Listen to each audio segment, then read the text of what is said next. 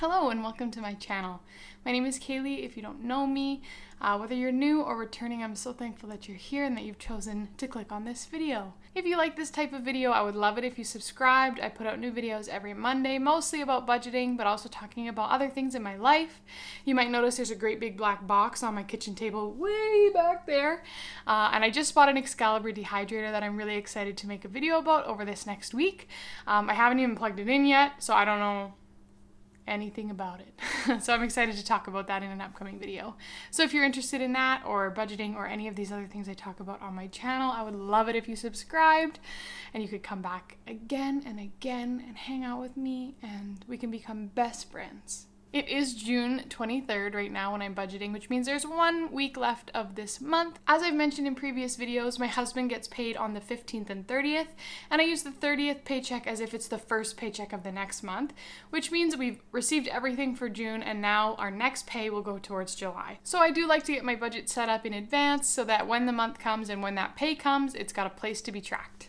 I'm going to be setting up my budget on the EveryDollar website, which does a ton of the work for you. You can just transfer your last month's budget into the next month's budget, so that's what I'll be doing, but we do have some variable income, and I'm still on the CERB as far as we know. It has taken a lot of personal restraint to not already do this, so I wanted to make sure I did this on video with you because this is one of my favorite things to do, and so I would love to capture it and encourage you that budgeting can be so much fun. If you're new to budgeting, this is a great place to start, is with the EveryDollar website because it does so much for you. It was the first budgeting system that I found that actually worked for me when I was trying to start budgeting. I had tried a few times over maybe the course of a year and I just couldn't find anything that worked for me. But finally, the EveryDollar website was something that worked for me, and it has an app which makes it so convenient. I use it on my computer and my phone, and so it's so helpful. And I highly recommend it if you're just getting into budgeting. Got my laptop here in front of me, so I'm going to start a screen recording, which you are going to see right now. So the way that you set up a new budget in EveryDollar is you click on the month and you just click on the month that you're trying to set up a budget for. And it will tell you that it's going to copy your budget into the next month, and that makes it super easy. So we just say start planning for July, and it's going to have my budget exactly as it was last month. So I'm going to change a few things in here because every month is different. So as far as we know, Carl's salary should stay about the same, but I like to err on the side of caution, so I'm actually going to put that down to $2,000 just because it makes me a little more comfortable, and I would hate to end up with not enough money for the expenses that we've budgeted. As far as we know, I will still be on the CERB, so maybe not, but this extra stays the same every month at $80. And last month I was pretty concerned about how we were going to afford things, with wanting to save a lot of the CERB if possible. And so we saved some money on groceries in May that I then carried forward into our grocery budget for June. But this month I don't think there's going to be near as much of that carry forward, but we still have a week left of the month, so I don't know how much that carry forward amount will be. So I can't rely on that yet, but the Canadian government, for low to moderate income earners, they reimburse our goods and sales tax, the federal tax. It's not based on how much you actually spent. It's just a formula based on your income level and your family size, and so we get that quarterly, which happens beginning of January, April, July, and October. So that means that this month is a GST reimbursement month, which are the best months. And actually, the province that I'm in decided to boost this for us because of the virus. So it's a little bit bigger than normal. The rest of our payments will be about $235 this year, which is up a little bit from last year, which has to do with the carbon tax. None of this is interesting to you.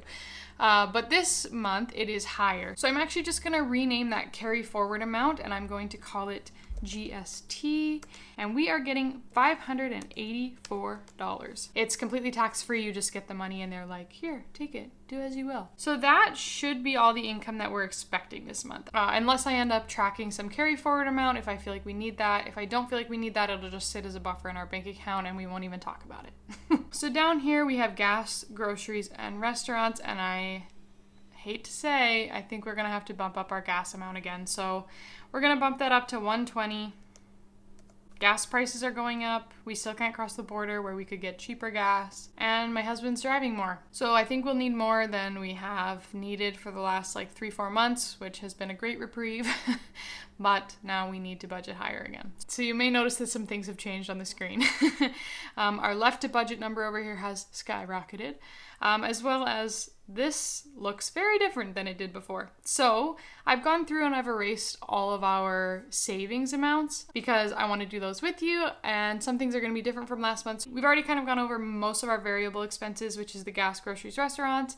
Now I'm going to go through our fixed expenses and then we will get back to savings. So if we go down here, we have our condo fees, our mortgage, our home insurance, and our internet. So those do stay the same. No surprises there. They are fixed after all. Into the next section, we have our cell phones and then our streaming services. So we have Spotify, Netflix, and Disney Plus at the moment. Then our iCloud accounts. And then we do have these alone categories. I wish I had put those in the savings instead of in personal, but that's okay. I can't move them now or I'd have to restart them. So that giving category there goes half to our church and half to a local food bank. And then we do sponsor a compassion child named Lester who lives in the Philippines, and he's been with me for many years now. So that's our giving for the month. And now we can get into the fun stuff, which is savings. So I'm gonna actually change this to say remaining so I can see how much money is in there. So I am going to skip over these top categories and I will start here at our sinking funds. So if you don't know about sinking funds, I actually just made a pretty extensive video about them called Sinking Funds 101. What they are, why you need them, because seriously you need them, and then how I use them in my budget. If you want to watch that video, I will link it in the cards up above and you can learn more about sinking funds, because if you don't use sinking funds, you need to use sinking funds. They've been a lifeline for us. They're so important. Every time we've had a big expense come up that we didn't know how we were going to afford, it birthed a new sinking fund. I'm not going to talk too much about that. Check out my video in the cards. So the first thing that we save for all year round is our car insurance. We pay in April and our premium is about $2,000 for the year, which is a lot of money. But we save $200. It does give us more than that amount, which is good because you never know really what you're going to end up paying.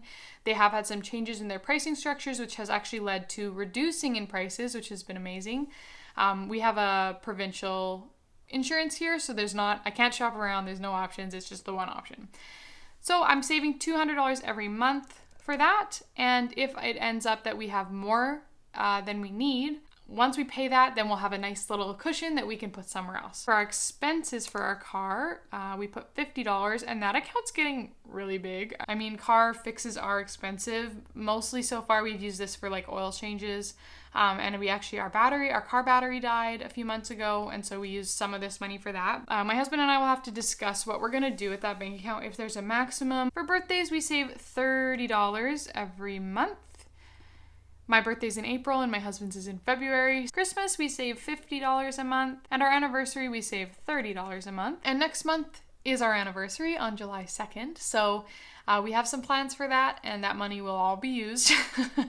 And I'm hoping to make a video about it too. This is the first year that we've saved for an entire year for our anniversary, which is so exciting that we actually have like a good amount of money to spend on it. Our Costco card, you'll notice there are $0 here. We did renew our Costco card in June. For now, I'm going to do $5. Personal and home, I'm actually going to leave because that's a bit of a problematic category.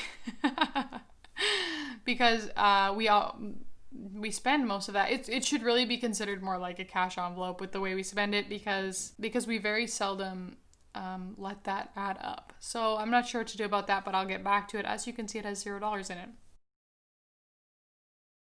So clothes fund, it is at $175, and I love to get these two even numbers, so I might put $75 in there. We often do $50, but I think I will do $75 because that will get it to a nice round $250, which I would love. And then I can go back to doing 50s and it'll go up at 50 increments instead of being on the 25, which I don't like. Next is canning, which I am assuming I might have some expenses for this month. Maybe I'll do $35. Which will get me to $225, which is a nice number. Health, I mentioned in my sinking fund video, is maxed out. I do live in Canada, and so I really don't need that much in that account. If I have to go to the doctor, I will not have to pay for it. But it is for like medications like allergy pills, if we needed like painkillers, or if we did end up getting a prescription. So that's at $200, and that's fine. I'm gonna leave it there. Beauty, I have been very slowly getting back up to $150. It was maxed out for quite a long time, and then I ended up spending $30 out of there. So I'm very slowly making my way up to $150 because it's just a category we don't use very much, but it's great to have when we do need it. Gifts is also maxed out at $200. 5-pound coffee bags. We actually did spend this money, but I'm not sure. We're probably going to split the cost with a friend, so I'm actually not sure how much it's going to end up costing us, but I think I'm just going to do $25. Then we have meat and alcohol. So for our meat budget, I think I'll put $25, and for our alcohol as well. Whoa. Not $250. You know, we like cocktails, but I don't think we need that much money to spend. We still have $2,000. So I always feel like we save a ton of money in sinking funds, but when you look at it this way, it's really not that significant of a portion of our budget. What is it at here? 12% with what we've got so far. So now down here in this section, we do have our student loans. I did make a goal to have $2,000 in that general fund. You can see here, this one has $800 and this one has $650. My husband's loan is quite a bit smaller than mine, so I wasn't really expecting to do like an even split of those, but I think I might end up doing that, or I might put it all in his. I'm not sure. But so let's get these both up. I think this month we can do this. So I'm going to do 200 here and 350. Whoa. 350 here, which will leave us at 1,000 in both of those accounts, which feels really great. And we might end up being able to do more than that, so that would be awesome. Oh, I didn't talk about these earlier. So we do have these, which are also kind of a variable expense. It's kind of just almost like a buffer in our budget. We don't always use these. And I'm actually going to rename gardening to household. So entertainment is always $50. Sometimes we use that money and sometimes we don't. And that's great. It's always nice to not use the money that you budgeted. This miscellaneous I added for the sake of having a zero-based budget. I talked more about that when I introduced my brand new spreadsheet. Right now it's at $0, but I might put money in there just to make sure it says it's a $0. Okay, so now back up to these top categories. Our emergency fund I feel very comfortable with at $3,000. In my last video I said on a very bare bones budget that could last us a month. On like a pretty average budget, on a bare bones budget, that could last us for sure 2 months, I think. And maybe on an average budget, like a month and a half. I'm not sure why I said that, because as I was editing it, I was like, that's not true. We could definitely go longer. So I'm happy to leave that at $3,000. In our trip category, I had mentioned that we had stopped saving towards this, but my husband and I had a conversation this week. Actually, we've been having an ongoing conversation for a couple weeks, and I think we've narrowed down what we're going to do, but with the virus and not knowing what the future holds and some job stuff, and there's a lot of things going on for us right now, and so we don't know if it's for sure. We are going to start contributing to that again, so I'm really excited to be saving towards that. We now have more of a ballpark idea of how much money that trip will cost. There's a lot of reasons why it might not happen, so I don't want to say too much about it, but I'm so excited. And now the question is how much to save towards that. I think what we are going to end up doing is moving some of that MISC savings into that trip category. So we have almost $1,500. I really do still feel like I should be putting money into that CERB savings that will go towards our student loans. Because we are getting this almost $600 in a GST reimbursement, let's put $500 here towards the trip. $750 here towards CERB. That leaves us with $237. I'm not going to add anything to this, and I'm not going to add anything to this. If I take $20 off of here, if I make this $480, because I see here down here there's this $20. So when we move money from this to this, then we can take that $20 and round that to a nice even number, which you know I like. But it does leave us with $257, which means I can bump this up to $1,000, which is nice. And that leaves us with $753 left to budget. So I'm actually just going to go down here into this miscellaneous, and I'm going to put $753. And there we have it. It's an every dollar budget. So this might change as the month actually goes on, as we find out how much my husband's going to get paid, you know, whether I stay on CERB. That's totally up in the air too. So there is a lot of things that could change in the next month, but as it sits right now, this is a budget I'm very happy with. It doesn't take that long to set it up, especially once you have it. Oh gosh, my leg is so sleeping. I think I need to move. Ooh. Oh my. So as you can see, once you have an established budget that you use, it's not that hard to set up a new month. This took me maybe 20 minutes, and that's because I'm talking to you. It'd be much quicker if I wasn't, but I do love talking to you about it. So I so encourage you to start a budget. If you have questions, I would love to answer them. I don't feel like an expert, but at the same time, I kind of do feel like an expert because the way that we've budgeted has completely changed our lives. We used to spend way more than we made, and somehow we came out on top of that unscathed. If you've made it this far, let me know something that you are going to use your well-budgeted money on in July. For us, it's our anniversary. We're so excited to be celebrating 4 years of marriage and with a special thing that we've never done before. So let me know what you're excited for. If you enjoyed this video, I would love it if you subscribed. If you want to like this video, that helps too. And I'm just so excited that you're here and that you've chosen to spend your time with me.